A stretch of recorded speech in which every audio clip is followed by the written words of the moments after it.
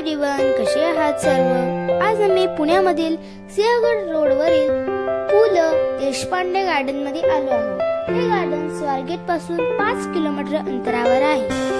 चला तर मग आपण तिकीट काढून एंट्री करूया।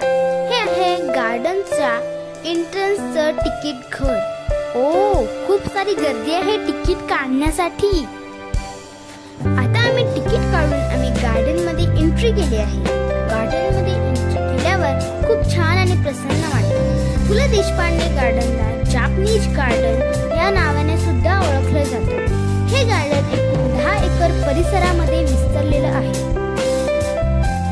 हा एक असा स्पॉट आहे जिथे पाण्यात पाय टाकून सुद्धा बसू शकतो। तुम्ही पाहू शकता या तलावामध्ये कारंजन तसेच वेगवेगळ्या प्रकारचे फिश सुद्धा आहेत। या स्पॉटवर माझ्या छोट्या बाल मित्रांनो, तुम्ही तुमच्या मम्मी पप्पांसोबत एकदा या गार्डनला नक्कीच विजिट करा। खूप छान वाटतं। गार्डन मध्ये एक असा स्पॉट आहे, पाण्यामध्ये उतरून एन्जॉय सुद्धा करता येतं। पाण्याचे ओढे तसेच वेगवेगळ्या प्रकारचे प्लांट सुद्धा पाहू शकता। आता आपण जाणार आहोत टेकडीवरती। तुम्ही पाहू शकता, खूप छान दिसत आहे ना व्ह्यू।